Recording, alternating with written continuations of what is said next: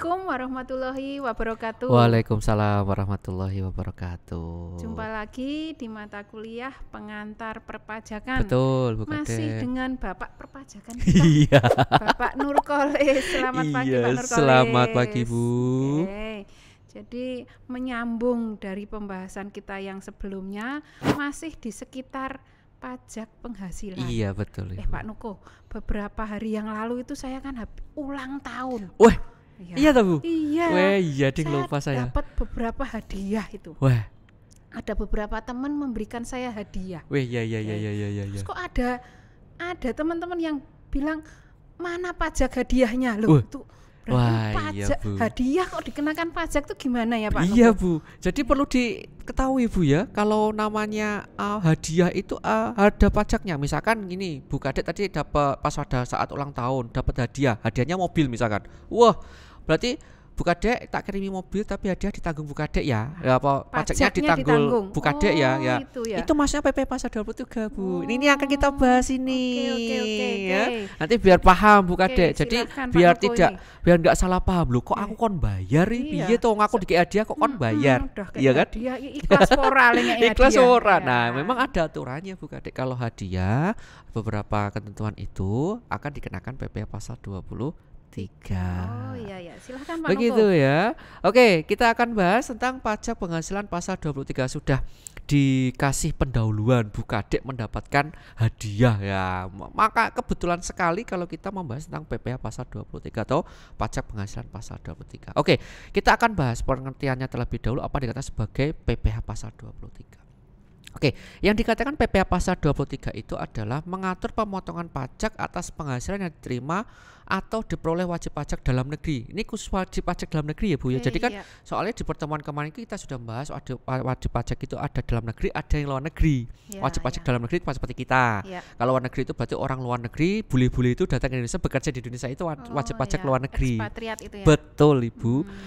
Dan bentuk usaha tetap yang berasal dari penyertaan modal itu Bu. Jadi penyertaan modal itu gimana? Misalkan saya punya uang, Bu Kade punya perusahaan, saya invest ke perusahaan Bu Kade. Investasi, Nah, berarti kan kemudian Bu Kade ada perusahaan, kemudian setiap tahun ada pembagian laba. Ya. Nah, itu kan juga pendapatan Bu. Ya. Nah, penghasilan juga. Nah, itu masuk PPh pasal 23, Pasal 23. namanya Oh, dividen. Iya. Kemudian penyerahan jasa, misalkan jasa-jasa, ada jasa instalasi, ada jasa penyusun laporan keuangan, misalkan ada jasa konsultan misalkan. Nah, itu masuk PPh pasal 23. Selain PPh pasal 21. PPh pasal 21 juga ada, tapi kalau tidak masuk di PPh pasal 21 nanti bisa diikutkan di PPh pasal 23. 23 ya. Betul. Atau penyelenggaraan kegiatan selain yang telah dipotong pajak sebagaimana dimaksud dalam pasal 21. Misalkan Bu Kade mengadakan seminar, ya seminar. Sebenarnya kan ada honor di sana Bu, yang ada honor. Lah honor itu sebenarnya masuk PPh pasal 21. Tapi kalau dia tidak atau belum dilaporkan di PPh pasal 21, bisa dilaporkan di PPh pasal 23. Jadi bisa diikutkan ya, misalkan itu di PPh pasal 20. Makanya di sana telah dipotong sebagaimana dimaksud dalam selain yang telah dipotong pajak sebagaimana dimaksud dalam PPh pasal 21. Kalau sudah dipotong pasal 21 gimana Pak? Apakah juga dipotong di PPh pasal 23? Enggak perlu. Kalau sudah dipotong PPh pasal 21 ya enggak usah dipotong lagi di PPh pasal 23, kayak gitu maksudnya.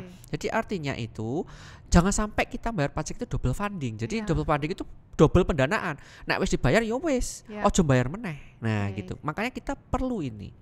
Nah, apa saja objeknya? Ini di sini disebutkan objek pemotongan PPh pasal 23 itu yang pertama dividen. Tadi sudah jelaskan Bu dividen. Dividen itu tadi penyertaan modal. Misalkan saya invest ke perusahaan Ibu Kade, kemudian setiap tahun kita itu mendapatkan pembagian laba. Nah, itu dikatakan sebagai dividen. Itu juga dikenakan. Royalti. Jadi sebenarnya gini, PPh pasal 23 itu lebih mengarahnya yang belum dibayar di PPh pasal 21 dibayarkan di PPh pasal 23 karena ini juga semuanya masuk sebagai pendapatan juga. Gitu. Royalti juga sama ya. Royalti itu berarti kayak franchise itu Bu. Jadi Bu Kade punya usaha apa, kemudian saya memfranchise usaha Ibu Kade. Kan saya bayar royalti sama Bu Kade itu kan. Nah, itu. Hadiah. Nah, ini Bu. hadiah dan penghargaan yang selain telah dipotong PPh pasal 21. Kayak Bu Kadek tadi mendapatkan motor, mendapatkan mobil misalkan, kok pajak kok senanggung aku. Nah, misalkan nah itu masuknya karena dia masuk objek PPh pasal 23. Kemudian sewa dan penghasilan lain sehubungan dengan penggunaan harta, misalkan sewa mobil.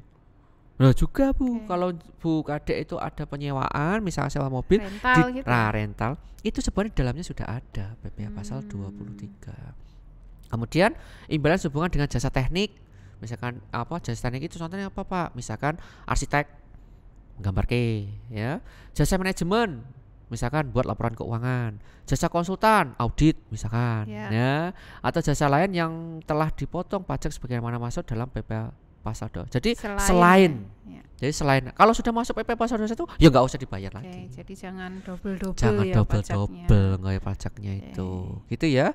Terus kemudian tarifnya saja ya langsung. Untuk tarif pemotongannya kalau untuk PPh pasal 23 itu dasar pengenaan pajaknya diambilkan dari penghasilan bruto. Jadi kalau kita itu PPh pasal 21 gaji itu kan dari penghasilan neto. Jadi penghasilan bersih kita berapa?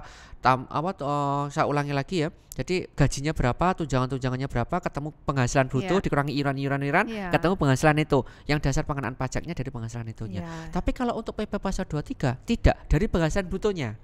Jadi misalkan dividen yang diterima berapa? Hadiah, nilainya mobil berapa? Nah itu dari dasar pengenaan pajaknya dari situ. Misalkan Bu Kadek dapat mobil harganya 150 juta. Ya wes berarti itu tidak dikurangi dengan biayaan, enggak ada. Langsung harganya itu berapa? Penghasilan brutonya itu 150 juta dikalikan. Nah, ini masuk yang mana? Kalau hadiah berarti dia masuknya yang 15%, Bu. Ya. Lah untuk tarifnya sendiri itu untuk PPh pasal 23 ada 2 tarifnya, Bu. Cuma 2 saja, yaitu yang pertama tarifnya 15%, yang kedua tarifnya 2%. Semuanya baik yang 15% sama 2% itu tidak termasuk PPN.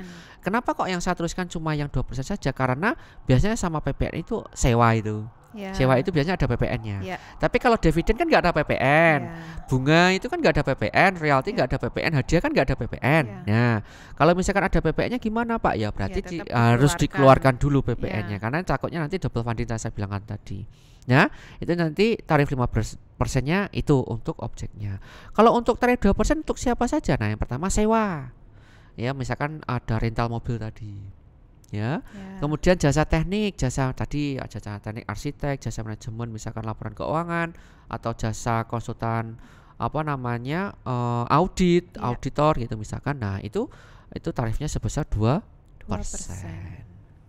Nah, kemudian ini perlu diketahui, seringkali saya itu mengatakan dalam hal wajib pajak yang menerima atau memperoleh penghasilan tidak memiliki NPWP. Ini sebenarnya sudah saya sampaikan pada pertemuan, tapi ini saya akan selip-selipkan terus biar teman-teman juga lebih paham lagi bahwasannya kalau kita tidak memiliki NPWP ya atau nomor pokok wajib pajak, besarnya tarif pemotongan itu akan lebih tinggi 100%. Jadi 2 kali lipatnya.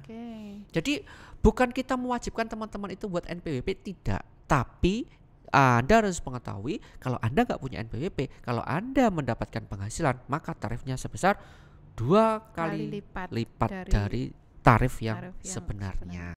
Gitu, Bu. Terus kemudian kapan itu saat terutang, kapan saat penyetoran, dan saat pelaporan untuk PPh pasal 23. Nah, untuk saat terutangnya PPh pasal 23 itu terutang pada akhir bulan dilakukan pembayaran. Jadi misalkan gini, Bu Kadek ulang tahun tanggal bulan apa? Bulan awal atau pertengahan atau akhir? Awal kan? Berarti kan mendapatkan mobil kan di awal, Bu. Iya kan? Nah, maka terutangnya itu bulan apa? Berarti bulan ini bulan apa? Oktober. Berarti Bu Kadek itu terutangnya itu sampai bulan Oktober. Jadi artinya mulai terutangnya sampai bulan Oktober. Nah, terus kapan Pak kita itu harus menyetor? Nah, penyetorannya untuk PPh pasal 23 itu disetor oleh pemotong pajak paling lambat tanggal 10 bulan berikutnya. Bulan Oktober Bu Kadek sudah terutang, paling lambat November November tanggal 10. Hati-hati Bu. Ya. 10 hari loh. 10 hari ya, tanggal 10 bulan malah, berikutnya. bukan 10 hari tapi tanggal 10 bulan berikutnya. Dikasihkan pada pertengahan awal akhir itu paling lambat itu tanggal 10 bulan berikutnya. Kayak bayar SPP nih. Betul, tanggal 10. Benar Bu, bayar SPP ya. Terus kemudian untuk pelaporannya itu SPT masa. Jadi tadi kan penyetoran, kita bayarnya. Nah, untuk melaporkannya gimana Bu? Nah, untuk melaporkannya itu kan kita menggunakan SPT masa. Karena ini bukan menggunakan SPT tahunan. Kalau ini kan biasanya kan kita membayar atas nama institusi biasanya, kemudian ada namanya SPT masa. Nah, SPT masa itu disampaikan ke kantor pelayanan pajak setempat paling lambat 20 hari setelah masa pajak berakhir. Jadi misalkan gini, Bu Kadek tadi kan bulan Oktober. Ya. Terus kemudian bayarnya kan paling lambat tanggal 10 November. Paling lambat untuk melaporkan tanggal 20 November. Ya gitu. Makanya untuk pelaporan SPT masa memang paling lambat tanggal 20 hari sejak masa pajak berakhir. Jadi kalau masa itu kan per bulan Bu. Ya. Jadi misalkan Bu Kadek ulang Oktober, berarti November tanggal 20, hati-hati Bu. Jangan lupa melaporkan. Kayaknya sudah dibuka deh ya kemarin bilang Pak Nuko piye carane bayar, piye carane nah sudah. Dapat mobil baru ya. Mobil-mobilan. Oke. Nah, ini saya berikan contoh Bu Kadek. Nah, ini misalkan PT Solusindo membayar dividen. Nah, ini kan dividen berarti kan ada penyertaan pajak di sana, penyertaan modal. Berarti kalau tadi Bu Kadek itu punya perusahaan, saya investor, saya menyertakan modal sama perusahaan Bu Kadek, terus kemudian setiap tahun nanti akan diberi laba kepada saya, itu namanya dividen. Nah, yaitu PT Solusindo membayar dividen kepada CV Perkasa, berarti Solusindo itu perusahaannya, CV Perkasanya penyertaan modalnya. Pada bulan Maret 2009 sebesar 200 juta dan CV Perkasa memiliki NPWP, jadi sebagai investornya itu memiliki NPWP. Kalau tidak memiliki NPWP gimana ya 100%, dua kali lipatnya. Maka PPh pasal 23 yang dipotong PT Solusindo adalah ya langsung saja yang dibayarkan berapa? 200 juta. Untuk dividennya berapa persen? 15%. Kan dividen kan masuk 15%. Jadi tidak dikurangi kok apa-apa lagi. Berapa jumlah yang diterima itu langsung dikalikan tarifnya, yaitu sebesar 15% dikalikan 200 juta, yaitu dia harus membayar 30 juta.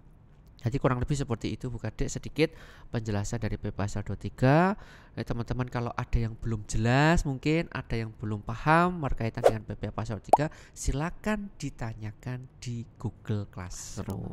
Oke. Terima kasih Pak Nuko penjelasannya. Saya rasa juga sudah cukup jelas ya. Ada banyak tambahan pengetahuan bahwa ternyata royalti, hadiah itu juga harus dikenakan pajak untuk kasus-kasus tertentu. Ya. Kemudian jangan lupa juga jangka waktunya, ternyata ora usah ngenteni engko nek wis entuk gaji atau apa, ternyata tanggal 10 bulan berikutnya kayak mau bayar SPP. Iya kan SPP.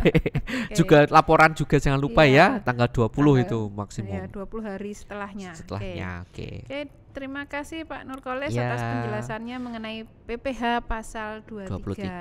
Demikian teman-teman, silahkan dipelajari materinya dan nanti bisa didiskusikan di Google Classroom.